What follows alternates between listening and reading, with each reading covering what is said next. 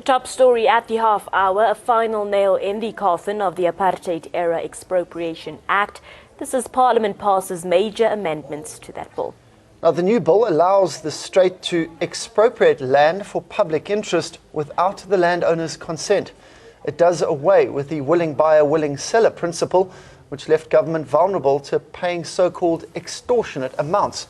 A court of law would serve as a final arbiter in the event an owner wished to challenge the compensation offered.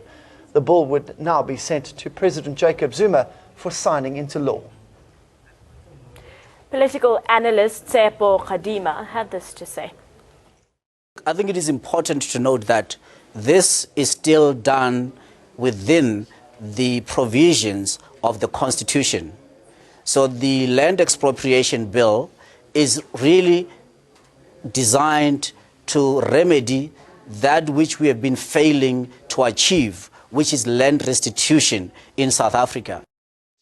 And since it's within the ambit of the Constitution, and it is done without consent but not without notice, so most certainly there will be an orderly process, and indeed it is not as draconian as parties such as the economic freedom fighters have been advocating of land expropriation without compensation.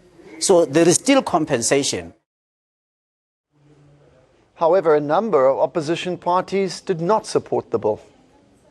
Now, with the passing of this bill today, expropriation without reasonable legal protection against abuse is no longer just a threat to those in the agricultural sector, but also to those churches, banks, commercial businesses, food producers, miners, and ordinary people with no guarantee of compensation. We believe the expropriation bill creates insecurity, and whilst there have been improvements, Honourable Minister, it has, in our view, still got a long way to go, and therefore we will regrettably not be supporting it.